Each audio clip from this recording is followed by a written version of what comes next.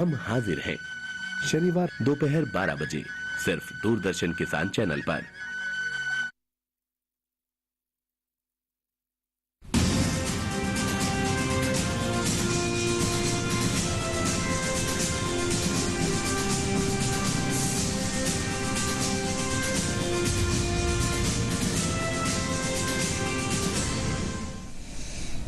नमस्कार, किसान समाचार में आपका स्वागत है। मैं हूं साइमा खान। सबसे पहले नजर डाल लेते हैं हेडलाइंस पर।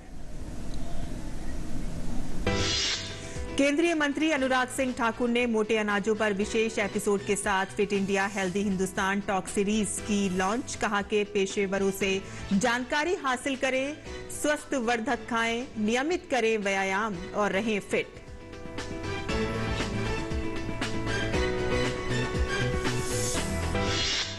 मोटे अनाज की उपभोक्ता बढ़ाने के लिए उत्तर प्रदेश का अहम कदम। राज्य में स्वादिष्ट व पौष्टिक व्यंजन पर आधारित एक रेसिपी बुक हो रही है तैयार।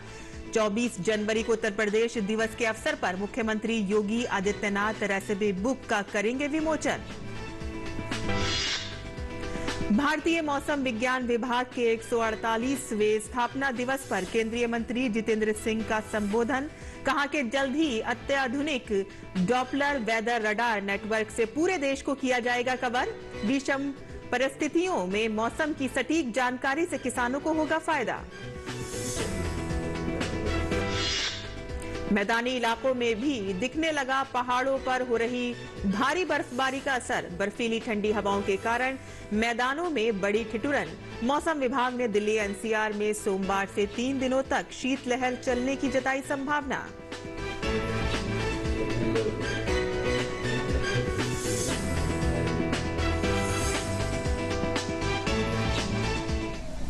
और अब समाचार विस्तार से। फिट इंडिया अभियान के जरिए न केवल देश के लोग बेहतर स्वास्थ्य हासिल कर रहे हैं, बल्कि देश के विकास में भी नए उत्साह के साथ जुड़ने में कामयाब हो रहे हैं।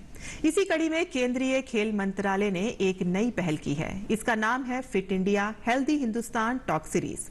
ये सीरीज हर रविवार केंद्रीय खेल मंत्रालय के इंस्टाग्राम और यूट्यूब चैनल पर देखी जा सकती है।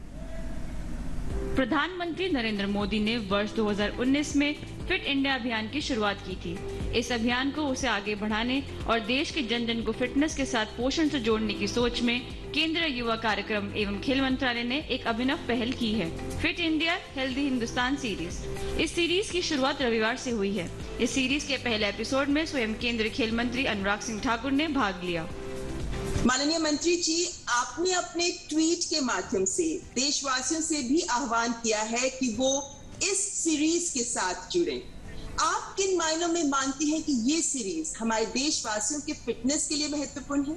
देखिए, जब हम भारत की कल्पना 21वीं शताब्दी में करते हैं और विशेष तौर पर जब हम अमृत काल की बात कर रहे हैं, तो सबके मन में एक सपना है कि स्वच्छ भारत हो, सुंदर भारत हो, सशक्त भारत हो। और कहीं ना कहीं प्रधानमंत्री मोदी जी की सोच कि फिट इंडिया मूवमेंट को आगे बढ़ाना है। कहीं ना कहीं फिटनेस के साथ साथ आपके खाने पीने के ऊपर भी बहुत ज्यादा ध्यान देने की आवश्यकता होती है। जितना समय आपको फिटनेस पे लगाना है, तो कहीं ना कहीं उसके साथ साथ आपको अपनी डाइट क्या खाना है वो भी उतना ही आवश्यक होता है। तो हमें लगा क्यों ना फिट इंडिया मूवमेंट में फिट इंडिया हेल्दी हिंदुस्तान इस कार्यक्रम की शुरुआत की जाए।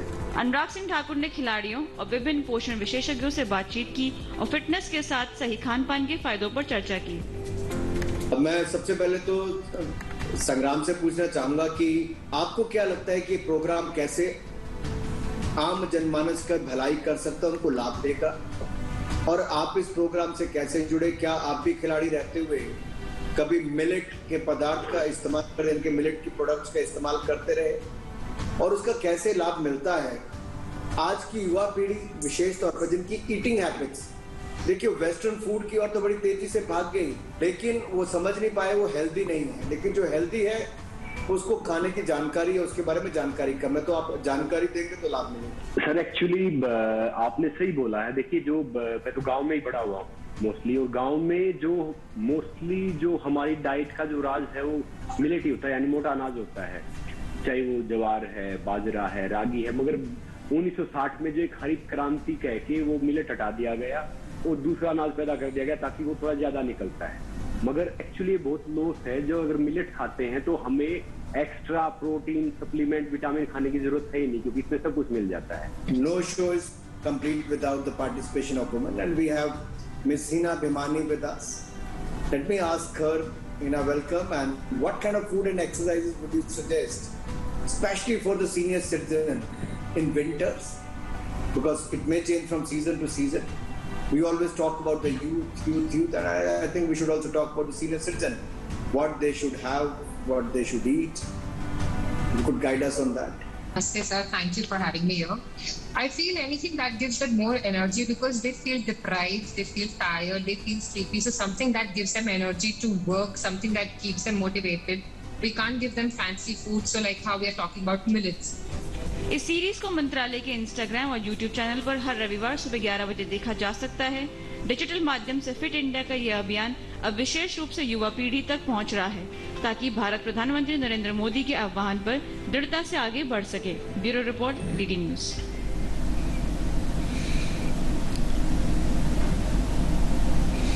उत्तर प्रदेश कृषि विभाग मोटे अनाजों की उपभोक्ता बढ़ाने व जन सामान्य के लिए बेहतर पोषण तैयार करने के उद्देश्य से एक रेसिपी बुक तैयार करवा रहा है।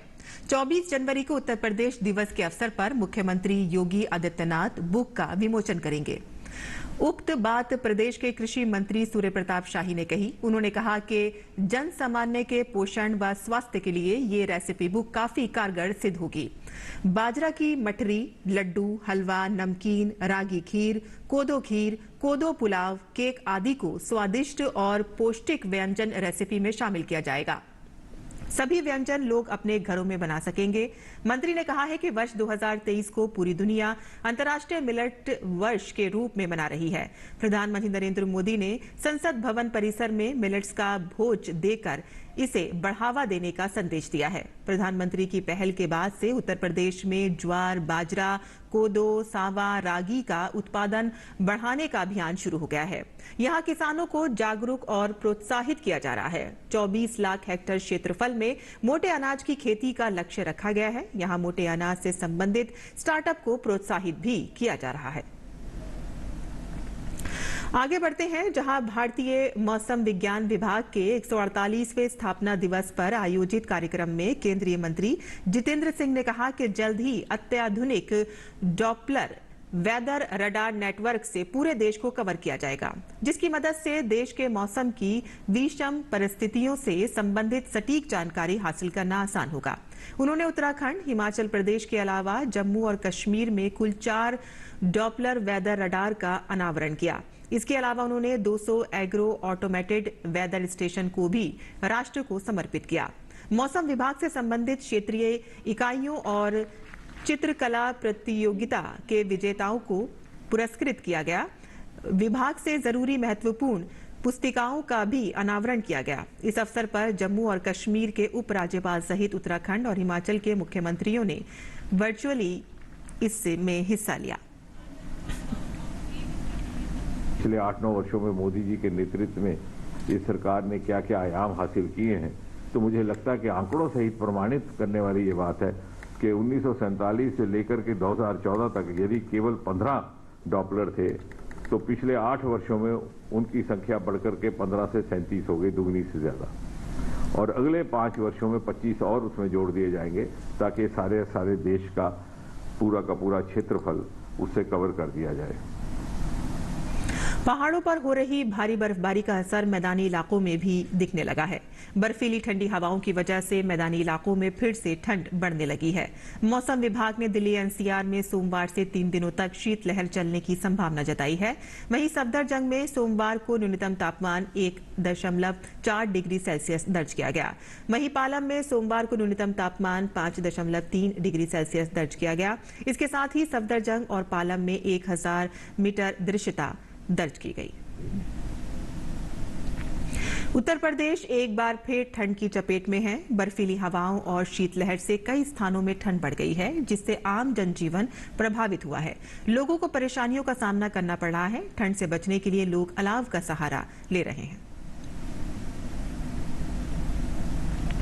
देश में उपभोक्ताओं को भारतीय मानक ब्यूरो के नियमों के अनुसार शुद्ध उत्पाद मिले, इसके लिए भारत सरकार लगातार काम कर रही है और इस संदर्भ में मानकों का उल्लंघन करने वाली कंपनियों और व्यक्तियों के खिलाफ कार्रवाई भी की जा रही है। इस विषय पर हमारे संवाददाता ओपी यादव ने बात की उपभोक्ता मामले मंत्रालय में अतिरिक्त सचिव निधि खरे से। देश में उपभोक्ताओं के हितों का ध्यान रखते हुए भारत सरकार ने उन कंपनियों और व्यक्तियों के खिलाफ कार्रवाई का मान बना रखा है जो न केवल उत्पादों की गुणवत्ता पर खरे नहीं उतर रहे बल्कि BIS के मानकों का पालन भी नहीं कर रहे। अभी इस विषय पर बात करने के लिए हमारे साथ मौजूद है मंत्रालय में अतिरिक्त सचिव निधि खरे जी। मैम, बात करें, सरकार लगातार प्रयास करती रही है कि उपभोक्ताओं को जो उनके उत्पाद है वो शुद्ध मिले। इसके लिए BIS ने लगातार कई तरह की कोशिशें भी की है और इनको लागू भी किया है और अभी बहुत बेहतरीन रिजल्ट आ भी रहे हैं। किस तरह देखते हैं अभी जो इन दिनों में जो कई खिलौने बाहरों से दूसरे देशों से आते हैं या यहाँ निर्मित होते हैं जिन पर BIS मानक नहीं है या वो स्टैंडर्ड को पूरा नहीं करे, उनके खिलाफ मंत्रालय की पहल? ये देखा जा रहा था कि बिना ISI मार्क के ये खिलौने हर जगह बिक रहे हैं, इंक्लूडिंग ई-कॉमर्स एंटिटीज। तो BIS ने कई जगह पे आपने देखा छापेमारी भी की है, बहुत सारे टॉयज को पकड़ा गया है और उनके जो वायलेटर्स हैं उनके खिलाफ प्रोसिक्यूशन के केसेस चलेंगे और पेनल्टीज वगैरह की कार्रवाई होगी। 3 बड़ी जो एंटिटीज हैं उनके खिलाफ नोटिस गया है, उन्हें 7 दिन का समय दिया गया है अपनी बात रखने के लिए। टॉयज अक्सर बच्चे ज़्यादा इनसे फेमिलियर रहते हैं, तो अगर बात करें इनसे नुकसान भी बच्चों को कई तरह का हो जाता है। इसमें साल भर पहले सभी स्टेक होल्डर्स की मीटिंग करके और ये मानकों को मैंडेटरी किया गया ताकि जो सब स्टैंडर्ड के गुड्स हैं वो हमारे यहाँ हमारे देश में न तो किसी प्रकार का सेहत के साथ खतरा पैदा करें और न ही पुअर क्वालिटी ऑफ प्रोडक्ट्स जब आ जाते हैं बाजार में तो गुड क्वालिटी प्रोडक्ट्स को ख़त्म कर देते हैं। तो इसके लिए भी ये व्यवस्था की गई है।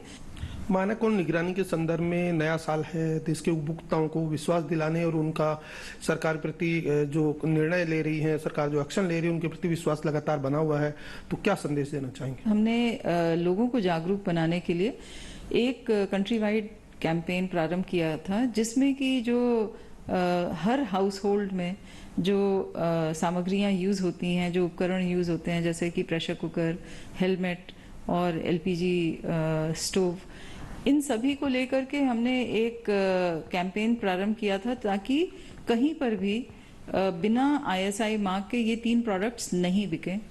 इसका बहुत ही सकारात्मक हमारे पास जो इसकी प्रतिक्रिया आई। अब इसी की सफलता को देखते हुए अब हम इस अभियान में और भी नई जो उपकरण हैं उनको हम जोड़ रहे हैं। तो ये उपभोक्ता मामलात मंत्रालय में अतिरिक्त सचिव निधि खरे, जिनका मानना है कि मानक और निगरानी को लेकर उत्पादों के संदर्भ में भारत सरकार न केवल तत्परता के साथ काम कर रही है बल्कि जो कंपनियां और व्यक्ति BIS मानकों का उल्लंघन कर रहे हैं उनके खिलाफ सख्त कार्रवाई कर उनको दंडित करने का काम भी कर रही है। मेरे सभी कैमरामैन अनिल और सौरभ के साथ OP Yadav, DD news, Delhi. वहीं देश में खाद्य वस्तुओं की कीमतें नियंत्रित करने के साथ उपभोक्ताओं के वाजिब दाम पर उत्पाद मिले, इसके लिए उपभोक्ता मामलात मंत्रालय लगातार काम कर रहा है। बीते साल प्याज व दलहन की कीमतें जिस तरह से नियंत्रित रहीं, उसी तरह से साल 2023 में भी प्याज और दालों की कीमतें नियंत्रित हों, इसके लिए सरकार ने किस तरह का एक्शन प्लान बनाया है, इस विषय पर हमारे संवाददाता OP यादव ने बात की उपभोक्ता मामलात मंत्रालय के सचिव रोहित कुमार सिंह से। उपभोक्ताओं से जुड़े उत्पादों के मानक और निगरानी को लेकर भारत सरकार लगातार प्रयास कर रही है। अभी इस विषय पर बात करने के लिए हमारे साथ मौजूद है उपभोक्ता मामलों के मंत्रालय के सचिव रोहित कुमार सिंह जी। सर, नई साल में सरकार ने नई जिम्मेदारी के तौर पे नई चुनौतियां भी ली है। जब से आपने कार्यभार संभाला तो बहुत सारी जो उपभोक्ताओं से जुड़ी जो चिंताएं हैं, जो मानक हैं, उनको लेकर नए इनिशिएटिव लिए हैं। अब मुख्य कौन सी चीजें जिनमें हम देखेंगे नए साल में उपभोक्ताओं को नई चीजें देखने को मिलेगी शुद्ध और पारदर्शी जो उत्पाद है उनके लिए? मेरे विचार से इस वर्ष में जोर रहेगा जो वस्तुएं लोग खरीदते हैं और जो सेवाएं लोग उपभोग करते हैं उसकी गुणवत्ता के संदर्भ में। तो जहाँ तक गुणवत्ता या जिसको क्वालिटी कहते हैं उसका सवाल है, उसके 2 पहलू हैं। एक तो जो निर्माता है, जो मैन्युफैक्चरर है, वो गुणवत्ता युक्त चीज़ें बनाए और दूसरा जो कंज्यूमर उपभोक्ता है वो ऐसी चीज़ों की मांग करे। तो दोनों पहलुओं पर लगातार कार्रवाई की जा रही है। बहुत सारे खिलौने ऐसे जो BIS मानकों पे खरे नहीं उतरते हैं और उनसे कहीं न कहीं बच्चों के स्वास्थ्य पे बुरा असर पड़ने की संभावना रहती है, लेकिन मंत्रालय ने जितनी तत्परता से इस पर कार्रवाई की है, निश्चित तौर पर इस पर एक सकारात्मक पहल के तौर पर देखा जा रहा है। क्या कहेंगे? जी, तो इस विषय में सूचना प्राप्त हुई थी कि कुछ बंदरगाहों पे और कुछ हवाई अड्डों पे ऐसे खिलौने आ रहे हैं जो मानकों के अनुकूल नहीं हैं और जिससे बच्चों के स्वास्थ्य पर या घरेलू उद्योग पर एडवर्स प्रभाव पड़ेगा। तो उस पर BIS ने पिछले कुछ 15 दिनों में बड़ी तत्परता के साथ कार्रवाई की है। नए साल में अगर बात करें अपन दलहन आयात की करें या प्याज की जो कीमतें उनको नियंत्रित करने की जो सौगात की बात करें तो कितना महत्वपूर्ण देखते हैं? बहुत महत्वपूर्ण है और जिस तरह 2022 में सरकार ने लगातार स्टेप्स लेकर कीमतों पर नियंत्रण रखा ताकि इन्फ्लेशन पर काबू रखा जा सका, FSSAI और कृषि विभाग के साथ समन्वय बना के, तो ये सारी चीज़ें जब एकजाई रूप से की जाती हैं तब जो दालों की उपलब्धता और कीमतें वो जनता को सुलभ रूप से उपलब्ध होती हैं। यही प्रयास 2022 में था और इसी को हम जारी रखेंगे। प्याज की कीमतें भी वोलाटाइल होती हैं। इस साल कीमतें नियंत्रण में रखी गई 2022 में। 2023 में भी उसी नीति को अपनाते हुए प्याज की कीमतों पर उपयुक्त नियंत्रण रखा जाएगा, ऐसा हमारा प्लान है। आपके नेतृत्व में लगातार देखा जा रहा है कि दलहन कीमतों का मामला हो, इस पर पूर्वानुमान के आधार पर आप पहले स्टॉक्स की चर्चा करके विदेशों से कहां से आयात करनी है, कितना मीट्रिक टन आयात करनी है, पूरा आकलन करके चलते हैं ताकि बाजार में इसकी किल्लत ना हो। तो इस बार किस तरह का टारगेट आपने लिया है? अगर जरूरत पड़ेगी तो कितना मीट्रिक टन दाल आयात कर सकते हैं ताकि यहाँ पे दिक्कत न हो? देखिए, पूरे जो भारत में दालों का उत्पादन लगभग 250 लाख टन होता है और सारी दालों को मिलाकर मैं बता रहा हूँ, और उसकी खपत जो है 275 लाख टन होती है। तो पिछले 8-10 वर्षों से देखा हमने कि 20 से 25-27 लाख टन का आयात हर वर्ष करना आवश्यक होता है। उसमें मसूर दाल, चूँकि जितना हमारे यहाँ खपत है उसका लगभग आधा ही उत्पादन होता है, तो मसूर दाल, तूर दाल और अरहर दाल, इनका विशेष रूप से आयात करना लिमिटेड मात्रा में आवश्यक होता है ताकि इसकी उपलब्धता जो है घरेलू बाजार में बाकायदा बनाई जा रखे। तो इस विषय में इस वर्ष पूरी तैयारी हो गई है। अगर हम एडवांस में एक्शन लेते हैं, एडवांस में प्लानिंग करते हैं तो कीमतों पर नियंत्रण रखा जा सकता है। कीमतें जो है वो डिमांड सप्लाई के अलावा जो मार्केट का सेंटिमेंट होता है, जो जिसका कभी कभी व्यापारी फ़ायदा उठा लेते हैं, उसको भी अगर मैनेज किया जाए तो कीमतें अनियंत्रित नहीं होती हैं, ऐसा मेरा मानना है। तो ये तो उपभोक्ता मामलात के मंत्रालय के सचिव रोहित कुमार सिंह, जिनका मानना है कि वस्तु और सेवाओं की जो BIS मानक के आधार पर जो गुणवत्ता है वो बरकरार है। इसके लिए मंत्रालय न केवल लगातार काम कर रहा है बल्कि उपभोक्ताओं के लिए खाद्य वस्तुओं की कीमतें नियंत्रित है और उनको उनका बोझ न पड़े, इसके लिए भी लगातार तत्परता से निगरानी करते हुए जो दालें हैं उनका आयात करने की योजना बना रहा है। मेरे सहयोगी कैमरामैन अनिल और रोहित के साथ में OP Yadav, DD news, Delhi. और ब्रह्मांड में प्रचुर मात्रा में उपलब्ध हाइड्रोजन को सबसे स्वच्छ ईंधन माना जाता है। वाहनों में स्वच्छ और हरित हाइड्रोजन ईंधन के प्रयोग की दिशा में IIT दिल्ली स्थित एक स्टार्टअप ने महत्वपूर्ण पहल की है।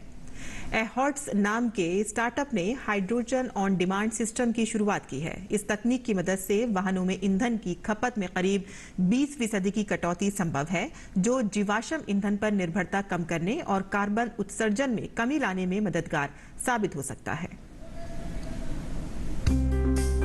जीवाश्म ईंधन पर निर्भरता को कम करने, देश को ऊर्जा के मामले में आत्मनिर्भर बनाने और कार्बन उत्सर्जन में कमी लाने के मकसद से केंद्र सरकार ने हाल ही में राष्ट्रीय ग्रीन हाइड्रोजन मिशन को मंजूरी दी है।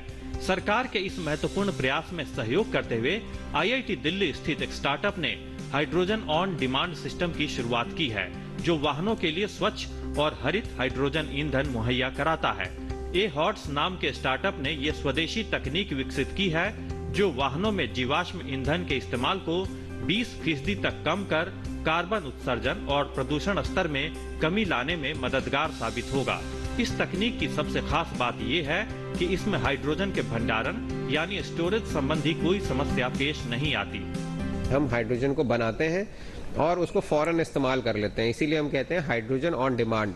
तो हम उसको बनाते हैं, उसको इस्तेमाल कर लेते हैं और उसमें कोई स्टोरेज नहीं करते हैं। इसमें क्या करते हैं, हम इलेक्ट्रोलिसिस की सहारे हाइड्रोजन को बनाते हैं और उसको फौरन IC इंजन में उसको इस्तेमाल कर लेते हैं। जैसे ये गाड़ी है, एक आम गाड़ी है जिसके अंदर हमने ये हाइड्रोजन ऑन डिमांड का जनरेटर लगाया। हम लोग इसको जनरेटर कहते हैं आज की भाषा में। जो बुद्धिजीवी हैं वो उसको इलेक्ट्रोलाइजर बोलेंगे। तो इलेक्ट्रोलाइजर से हम हाइड्रोजन प्रोड्यूस करते हैं और उसको इमीडिएटली अपने आईसी इंजन में इस्तेमाल कर लेते हैं।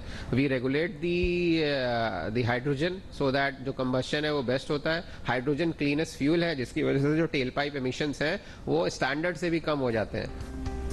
Advance hydrogen on demand system के तहत किसी भी मौजूदा वाहन को हाइड्रोजन उपयोग करने वाले इको फ्रेंडली यानी हरित वाहन में तब्दील किया जा सकता है। वाहनों में महज 20% हाइड्रोजन ईंधन के प्रयोग से ही कार्बन उत्सर्जन में 80 से 85% तक की कमी आ जाती है। Can make any vehicle a fit vehicle and a clean vehicle and a green vehicle. End of course जो दूसरा काम हम इसमें साथ साथ कर रहे हैं, ये जितना भी डेटा है ये हम इसको कलेक्ट कर रहे हैं through engine data and it gets stored on to the cloud so that we know हर गाड़ी नंबर ने कितना तेल बचाया, कितना उसने एमिशन कम किया। अगर हम 10 लाख गाड़ियां कर लेते हैं, जो हमारी 5 करोड़ गाड़ियां आज की डेट में पूरे हमारे देश में चल रही हैं, तो 10 लाख गाड़ी भी तो हम भारत सबसे आगे होगा कि हमने हाइड्रोजन का इस्तेमाल किया। शोधकर्ताओं के मुताबिक हाइड्रोजन ऑन डिमांड सिस्टम का प्रयोग किसी भी वाहन मसलन कार, बाइक, स्कूटर, ट्रैक्टर और ट्रक जैसे बड़े वाहनों में भी किया जा सकता है। ब्रह्मांड में प्रचुर मात्रा में उपलब्ध हाइड्रोजन का प्रयोग आने वाले समय में वाहनों को ऊर्जा दक्ष बनाने और शून्य उत्सर्जन के लक्ष्य को हासिल करने में मददगार साबित होगा। Nishant Saurabh, DD news, Delhi. और किसान समाचार में अब नजर डाल लेते हैं खास खबरों पर। प्रधानमंत्री नरेंद्र मोदी ने सोमवार को वीडियो कॉन्फ्रेंसिंग के जरिए अग्निवीरों के पहले बैच के साथ संवाद किया। सेना में नए जवानों की भर्ती के लिए पिछले साल जून में अग्निपथ स्कीम शुरू की गई थी। बीजेपी राष्ट्रीय कार्यकारिणी की बैठक सोमवार से दिल्ली में शुरू हुई। 2 दिन तक चलने वाली बैठक के समापन सत्र को 17 जनवरी को पीएम संबोधित करेंगे। बीजेपी राष्ट्रीय कार्यकारिणी की बैठक से पहले दिल्ली में पार्टी के राष्ट्रीय पद अधिकारियों की बैठक हुई, जिसमें राष्ट्रीय कार्यकारिणी की बैठक के लिए कार्यसूची को अंतिम रूप दिया गया।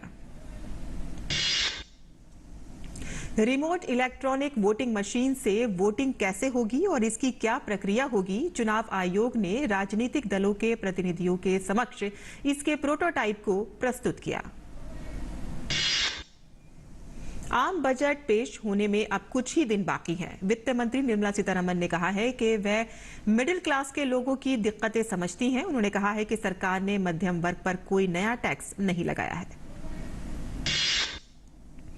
भारत और ग्वाटेमाला के बीच राजनयिक संबंधों की स्थापना के 50 साल पूरे। केंद्रीय विदेश राज्य मंत्री मीनाक्षी लेखी ने कहा कि इस अवसर पर ग्वाटेमाला के विदेश मंत्रालय में महात्मा गांधी की प्रतिमा का अनावरण करने से बेहद प्रसन्नता है। 26 जनवरी को होने वाले गणतंत्र दिवस समारोह के लिए तैयारियां जारी हैं। दिल्ली में कर्तव्य पथ पर फुल ड्रेस रिहर्सल की जा रही है। बोधगया में जारी फेस्टिवल में भूटान से आए कलाकारों ने पारंपरिक नृत्य और संगीत की शानदार प्रस्तुति दी। बौद्ध धर्म के अनुयायियों में मान्यता है कि इस पारंपरिक नृत्य और संगीत से शांति मिलती है। वाराणसी में गंगा पार रेत पर बसा तंबुओं का शहर टेंट हाउस गुलजार हो गया है। पर्यटकों का यहां पर आने जाने का सिलसिला अब दिखाई दे रहा है। कोविड महामारी के खिलाफ सबसे प्रभावी हथियार के रूप में शुरू किए गए टीकाकरण अभियान को 2 साल पूरे हो गए हैं। इस अवसर पर केंद्रीय स्वास्थ्य मंत्री मनसुख मांडविया ने प्रधानमंत्री नरेंद्र मोदी के नेतृत्व की सराहना की।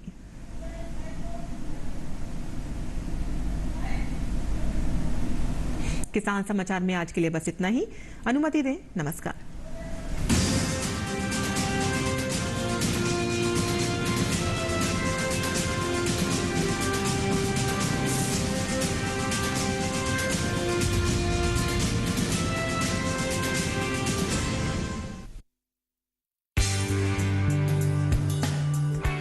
की शान है, मिट्टी की जान है। केचुए से बना वर्मी कंपोस्ट। कार्यक्रम कृषि विशेष। किसान दोस्त वर्मी कंपोस्ट बुधवार शाम 7 बजे और पुनः प्रसारण गुरुवार सुबह 7 बजे सिर्फ दूरदर्शन किसान चैनल पर।